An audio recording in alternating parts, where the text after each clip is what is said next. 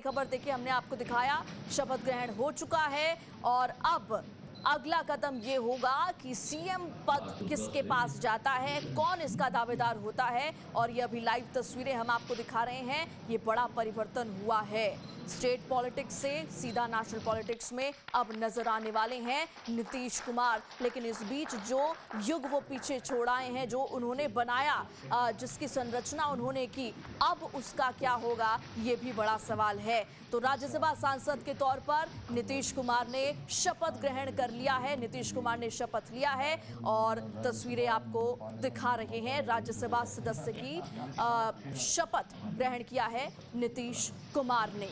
तो ये बिहार में नीतीश युग का अंत है। संजय जी, मैं आपके पास एक बार फिर से आना चाहूंगी। मेरा वही सवाल कि वो टैगलाइन था सर 25 से 30 फिर से नीतीश, अब उस टैगलाइन का क्या होगा? जनता इसे कैसे देखेगी? क्या जनता खुद को ठगा हुआ नहीं महसूस करेगी?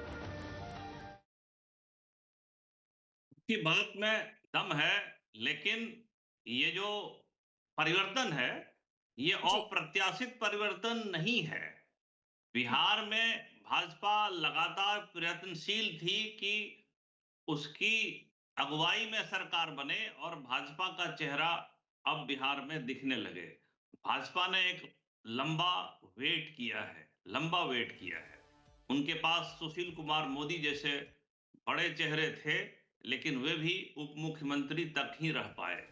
तो मुख्यमंत्री का चेहरा देना भाजपा की बड़ी प्राथमिकता थी और भाजपा नेतृत्व ने इस पर बहुत लंबे समय तक काम भी किया है। और अब पहली बार भाजपा को अपना मुख्यमंत्री देने का मौका मिल रहा है। भाजपा जी। के पास एक अब नई युक्ति है। आप देख रहे होंगे, मोहन यादव मध्य प्रदेश जैसे बहुत बड़े स्टेट को चला रहे हैं और सफलतापूर्वक चला रहे हैं। तो भाजपा जिसको भी चुनेगी, उसका चेहरा कितना बड़ा होगा, ये कहना थोड़ा मुश्किल है। हम्म। लेकिन उसके पास एक बहुत बड़ा बैकअप होगा। भाजपा के पास एक एफिशिएंट ब्यूरोक्रेटिक सिस्टम होगा। यही सिस्टम प्रदेश से लेकर जिले तक काम करता है और इसके अलावा नई परियोजनाएं भी होंगी। अगर केंद्र सरकार की मदद रही, तो बिहार में भारत सरकार की ओर से नई परियोजनाएं आनी शुरू होंगी। कई बड़ी परियोजनाएं हैं जिसे भारत सरकार ने पिछले 2 वर्षों में घोषित किया है सिर्फ बिहार के लिए। इसमें लगभग 25,000 करोड़ का एक पावर प्रोजेक्ट है। इसमें करीब 18,000 करोड़ का एक रोड प्रोजेक्ट है। ऐसी दर्जनों घोषणाएं भारत सरकार ने की हैं, जिसे अमली जामा नहीं पहनाया गया है। अब इस तरह के बड़े प्रोजेक्ट्स अगर भारत सरकार किसी नए नेतृत्व के द्वारा बिहार में लागू कराती है, तो धीरे-धीरे जनता को लगेगा कि प्रदेश में कुछ बेहतर और बड़ा होने लगा है। तो जी। भाजपा को ये कदम उठाना होगा। भाजपा के पास यही रास्ता है कि चेहरा तो नया होना ही है, कद नीतीश के बराबर और नीतीश को मैच करना, ये तो 5 वर्षों में भी संभव बिल्कुल। नहीं दिख रहा है। भाजपा बिल्कुल। को चेहरा बिल्ड करना होगा आज से। ये वही एक्सपेरिमेंट है, जैसे दिल्ली में भी 6 टर्म के विधायक थे, लेकिन पहली टर्म की विधायक रेखा गुप्ता ने यहाँ शपथ ग्रहण किया है। हम्म। आपने मोहन यादव के केस में भी और हरियाणा में नायब सिंह की सरकार में भी इसी प्रयोग को देखा है। तो हम अब जी। हरियाणा और मध्य प्रदेश के तर्ज पर बिहार में भाजपा के नए प्रयोग को देखेंगे और बिल्कुल। भाजपा जरूर चाहेगी कि विकास का काम थोड़ा और गति पकड़ ले, क्योंकि जी। रोड और बिजली के अलावा बहुत सारे ऐसे क्षेत्र हैं जहां बिहार में अभी भी खालीपन है। बिहार जी। में इंडस्ट्रियल डेवलपमेंट जीरो है। बिहार में एग्रीकल्चर को मजबूती की जरूरत है। बिहार में प्रशासन को बेहतर करने, खास करके प्रशासन का जो लोअर हिस्सा है, उसे भी मजबूत करने की जरूरत है। तो ये सारे प्रशासनिक ढांचे में परिवर्तन से संभव है। तो अगर भाजपा एक बेहतर प्रशासन और डेवलपमेंट में आईटी इंडस्ट्री जैसे क्षेत्रों पर ध्यान देती है, तो थोड़ा कुछ न कुछ सुकून जनता तक भी जाएगा और भाजपा को लेकिन बड़ा ज़्यादा प्रयत्न बढ़ा के करना पड़ेगा। तभी वो जनता के एस्पिरेशन को मैच कर पाएँगे। तो भाजपा बिल्कुल। के पास चुनौती तो है, लेकिन जी। भाजपा के पास इस चुनौती में ही एक अवसर है। भाजपा बिहार में कुछ बेहतर करे और जी। डेवलपमेंट के नए मापदंड को निर्धारित करे, उसे पूरा करे। बिल्कुल ठीक कहा आपने, चैलेंजिंग तो होगा बीजेपी के लिए और उस वैक्यूम को फिल करना भी। लेकिन विनोद शुक्ला जी, अब अगर मैं इंडिविजुअली जेडीयू की बात करूं तो यहां पर तो सबसे प्रमुख चेहरा नीतीश कुमार ही थे। अब नीतीश कुमार, जाहिर तौर पर उनका जो लीडरशिप है वो तो रहेगा, लेकिन अब वो वैक्यूम कौन भरेगा? निशांत कुमार का नाम सामने आ रहा था। जेडीयू का क्या होगा सर, जब राज्यसभा पहुंच गए हैं नीतीश कुमार?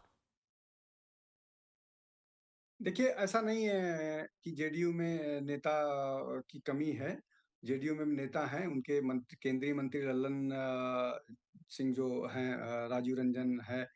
उसके अलावा और भी एक संजय झा करके हैं। इस तरह के और भी बहुत सारे नेता हैं, मतलब सबका नाम शायद मैं गिना ना वो नहीं होगा।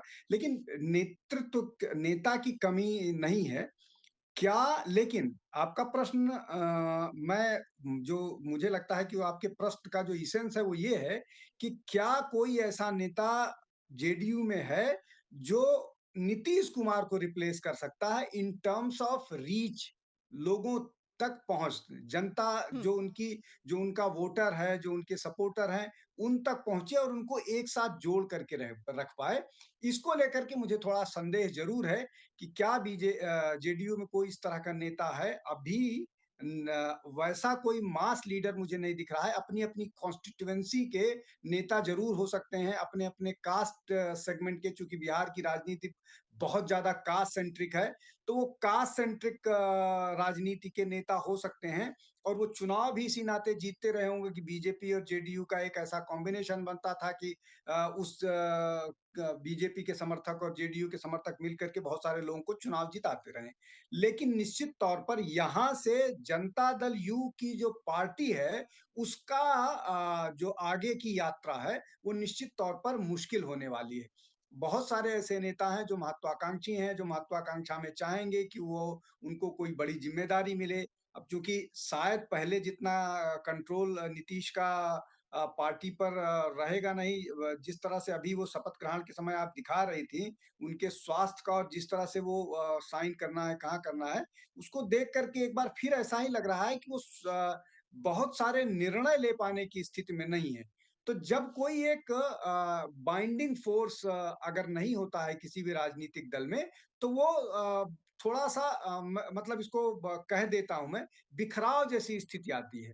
तो वो जी। बिखराव से बचा पाने के लिए कौन आएगा या कौन इमर्ज करेगा या इसका आगे क्या परिणति होगी, इस पर हमको लगता है अभी कमेंट करना थोड़ा वो होगा, लेकिन हमको लगता है कि हम सब इस पर ज़रूर नज़र बचा कर रखेंगे। लेकिन जेडीयू के लिए यहाँ से एक चैलेंजिंग यात्रा शुरू हो रही है, संगठन के तौर पर और सपोर्ट बेस के तौर पर। लोग कितना जोड़, इसलिए कि आप ये बात समझ लीजिए कि बहुत बड़ी हम्म। संख्या में लोगों ने नाराजगी जताई थी जब नीतीश कुमार ने ये निर्णय लिया था या घोषणा की थी कि वो राज्यसभा जा रहे हैं। अब इसमें एक और जी। महत्वपूर्ण बात है, जिसको समझ लीजिए कि ऐसा नहीं है कि नीतीश कुमार दिल्ली चले गए तो सीधे तौर पर अब बीजेपी मनमानी पूरी तरह से करेगी, ऐसा नहीं है। बहुत सारी चीजों में नीतीश का इंटरफेरेंस होगा। जब भी देखिए बीच-बीच में वो बहुत अच्छे से व्यवहार करते हैं, बीच-बीच में लगता है कि नहीं उनका स्वास्थ्य खराब हो रहा है। तो जब भी वो उस स्थिति में होंगे और चीज़ों का आकलन करेंगे कि ये नई सरकार में परिवर्तन के बाद किस दिशा में बढ़ रहा है, तो निश्चित तौर पर बहुत सारे मामलों में इंटरफेरेंस होगा। उन सब के बावजूद जो एक पूरी तरह से एक व्यक्ति फुल फ्लेजेड प्रदेश की ज़िम्मेदारी था, पार्टी की ज़िम्मेदारी सँभाल के रखे हुए था, उनमें निश्चित तौर पर आप परिवर्तन देखिएगा और बहुत सारे बदलाव होंगे और कुछ बदलाव ऐसे होंगे जो जेडीयू को भी पसंद नहीं आएँगे, शायद बीजेपी को भी ठीक ना लगें, इसलिए कि उनको अभी आगे 5 साल सरकार चलाना है और आगे की भी बिहार की राजनीति करनी है। हालाँकि बिहार में विपक्ष का हाल बहुत खराब है।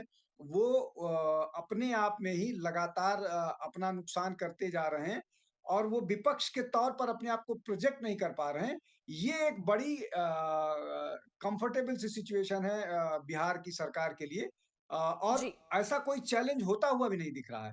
तो और दूसरा ये कि जो जेडीयू का वोटर है, उसको उसमें सेंधमारी अगर कोई कर सकता था, तो जो विपक्ष है, आरजेडी करता था, वो कर पाता हुआ नहीं दिख रहा है। विपक्ष बिल्कुल। की आरजेडी जो है, सेंधमारी करता हुआ नहीं दिख रहा है।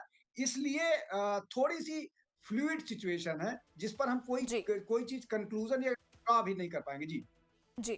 तो संजय झा और विनोद शुक्ला, आप दोनों का बहुत बहुत शुक्रिया हमारे साथ इस चर्चा में शामिल होने के लिए।